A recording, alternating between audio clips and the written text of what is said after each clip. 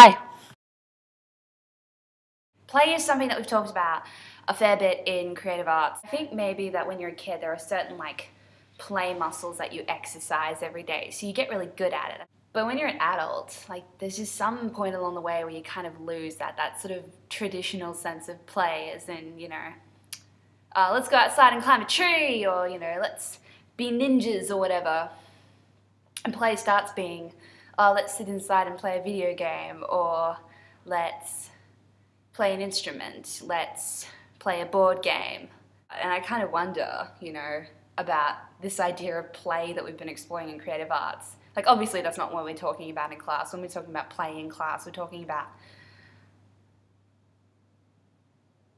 I actually have no idea what we're talking about.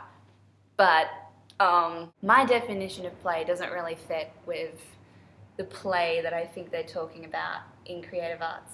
And I wonder if play in creative arts actually means anything at all. I wonder if it's more about that creating that atmosphere, that feeling of, I guess, experimenting and trying things and not taking things seriously. No matter what, when you're an adult, I'm pretty sure everything's kind of based in something. Even things that seem ridiculous, they come from somewhere. You're able to track them back to something. While when you're a kid and you think, hey, let's pretend to be witches and cast spells on people and, run around and wear, weird hats and stuff. I mean, where does that come from? I'm sure it comes from somewhere, but when you're a kid, you don't kind of realize that. It's more just, hey, let's do this because it's fun. Well, I think when you're an adult, you think about these things more. There's a lot more cause and effect and a deeper understanding of that. And I wonder if in creative arts, that idea of play that they're talking about is about letting that go and maybe not thinking about it so much. But then, on the other hand, we're told that we have to critically engage with things and understand them at a deeper level beyond them just being amusing. So it's a little bit of a contradiction. On one hand, they're talking about the importance of play and the importance of, I guess, opening up your mind to the possibilities or whatever. But on the other hand, you have to be able to, think objectively and analyze things and look for purpose and meaning and structure and whatever else. You have to be able to respond to something. But if something starts off as being whimsy and starts off as being genuinely playful, then I wonder how that works. Something else to consider in terms of creative arts and play is that so much of what we've looked at in creative arts has been very, very deliberate. It's been a response to something political, or it's been about commemorating something, or it's been about assembling some kind of game or some kind of kit.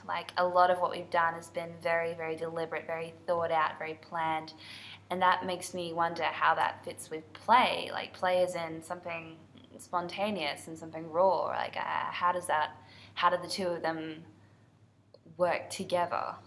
If we're talking about play between text forms and play between art forms, it's a lot more spontaneous again. It's something unreal. Then again, that whole concept of art forms responding to each other, that's really weird to me as well. I would interpret response as someone calls my name and I turn around. I read something on the internet and I disagree with it, so I write a comment. When you're talking about interplay and response between art forms, I find that a much more abstract concept to grasp, just because they're not living, breathing, thinking things. They're just objects. They're just creations, arbitrary creations that someone just dreamt up and made into a thing. And or a dialogue between the artist and the world around them, which is being played out in this artwork. Because that makes a lot more sense to me. If you think art in pop art, for example, the artist was Andy Warhol and, the rest of the world, and they were having this sort of conversation with his artwork. He was just painting these random, everyday common objects and calling it art.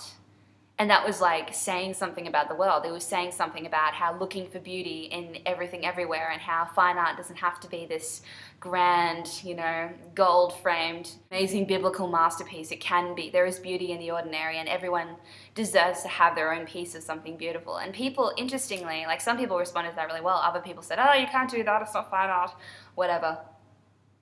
But that in itself was a dialogue. His artworks were the messenger that were carrying this dialogue, this discussion about art and about society and about people and about beauty and all those things. That's what his artworks were, and that's what all artworks are, between an artist and the world.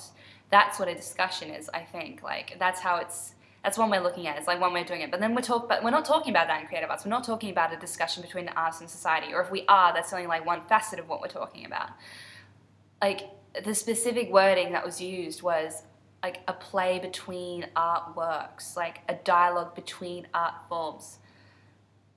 And I don't understand that. I don't know if this is something that's meant to be a literal concept. I don't have the language, I don't have the vocabulary to describe what it is meant to be, except that it's not meant to be taken literally. It's meant to be taken figuratively. It's meant to be taken as an atmosphere as opposed to something real that you can actually do something with. I don't know. But having said all of that, it does make it pretty fucking hard to write an essay about it.